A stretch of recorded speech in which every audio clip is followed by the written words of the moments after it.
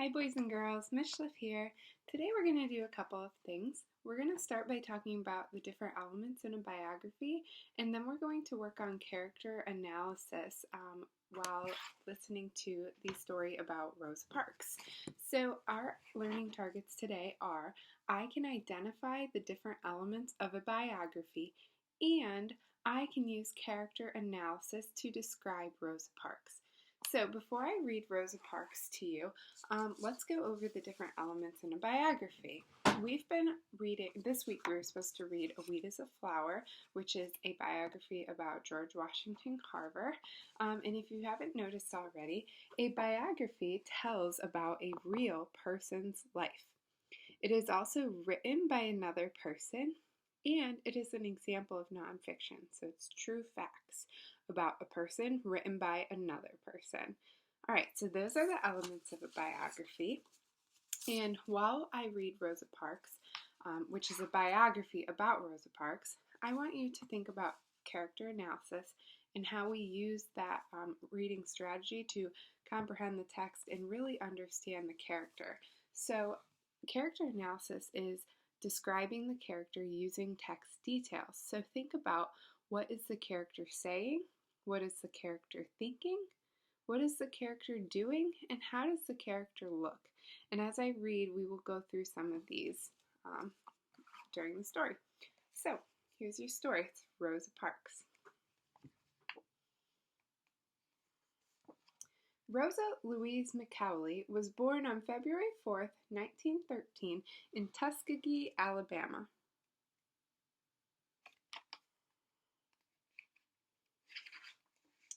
There were laws that kept black people and white people apart when Rosa was growing up. They were called segregation laws. These laws said that black and white people could not go to the same schools. They could not even drink from the same water fountains.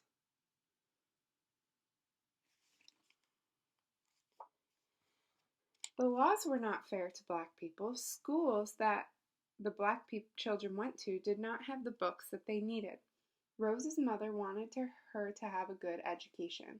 She sent Rosa to a special school in Montgomery, Alabama. And I want you to think about this. Rosa's mom, I think, set a really big idea here and really shows us that Rosa probably got a lot of her strength and her ideas from her mother, because her mother is the one who originally wanted her to go to school and succeed and do well. Rosa had to leave home to go to school. She had to work to pay for her education. She did her best. Rosa learned an important lesson. She expected people to treat her well. Rosa's very determined to do well, regardless of the segregation laws. She is determined to work hard and do well in school because she wanted to succeed. Rosa met a man named Raymond Parks a few years later. They became friends. They talked about how much they disliked segregation. Rosa and Raymond were soon married.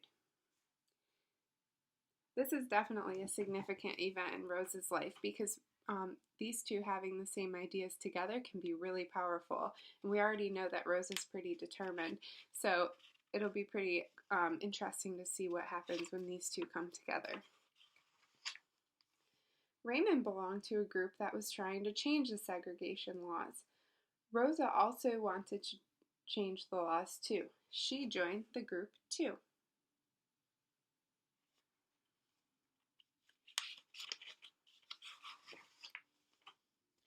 Black people had to take a hard test before they could vote. The test was not fair. Rosa helped people pass the test. And here you can see Rosa helping other people. She's very loyal and she wants people to succeed and get through those different bumps in the road. Rosa also wanted to help change another law too. This law said that a black person had to give up his or her seat on a bus if a white person did not have one. Rosa thought that this was wrong. So I'm thinking about right here, and I'm reading, how does the character look for one of my character analysis questions, and I'm looking at Rosa here, and she does not look happy.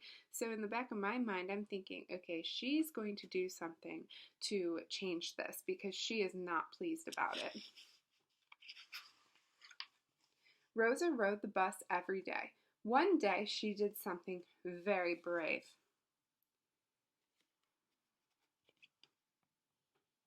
Let's see what she did. When Rosa left for work, she was happy to find a seat on the bus. The bus driver told Rosa to give up her seat. A white man was standing in the crowded bus. So I want you to think and stop and think, maybe you can predict what's going to happen next. Maybe you can't, but it'd be good to think about that and see if you know what she's going to do. Rosa was tired of being pushed around because she was black. No, she said. Well, then I'm going to have to call the police, the bus driver shouted. Rosa was not afraid. She knew she was doing the right thing. And after reading this and looking at Rosa, I'm really realizing that she was incredibly brave, because that takes just a ton of strength to sit there and say no and not even fear the police being called on her.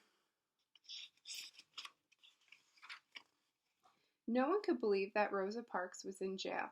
She was such a kind person. Black people in Montgomery became angry. They wanted to make people understand that the bus laws were wrong.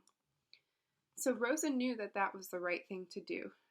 As we said before, she's loyal, and her braveness really stood out here, and she did something to really make a huge impact on these segregation laws. Let's see what happened. The black people had an idea. They stopped riding the buses for more than a year. Black people in other Alabama cities stopped riding buses too. Martin Luther King Jr. gave speeches about Rosa and the segregation laws. So most of us already know about Martin Luther King Jr., and he also stood up and spoke about Rosa and admired her for her strength and dedication. Rosa and the group went to court. They had to make the judge understand that blacks had the right to sit where they wanted on the bus. The case went to the Supreme Court.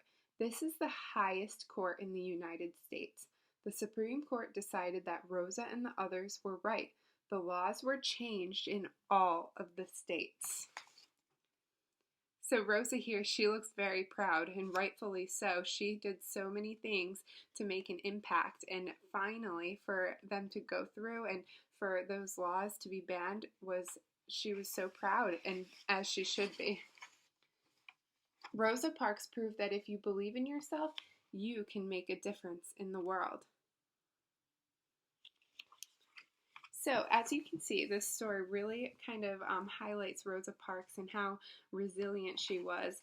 And even though she was yelled at, people were mean to her, she held her grace and she stayed kind and determined, and she was able to do something and basically change the world. It changed a lot of things for African Americans back in that day and today too. So as you can see, that is how we can read and really think about character analysis to understand the text and the character deeper by asking questions like, what is the character saying? What are they thinking, doing? How do they look? So think about these questions when you're reading so you can really understand a character better and understand what they're trying to do. And to touch base again on biographies, I just want you to remember the elements of a biography. So we know that a biography tells about a real person's life, and it's a story that is written by another person, and it is an example of nonfiction. So Rosa Parks was definitely a biography written about her by someone else. And same with George Washington Carver's story, A Weed is a Flower. So I want you to think about character analysis when you're reading that story in your anthology this week to really understand him as a person and get to know him and think about him better. So our learning targets were I can identify the different elements of a biography, and I can use character analysis to describe Rosa Parks. All right, boys and girls, I hope you enjoyed. Have a great day. Bye.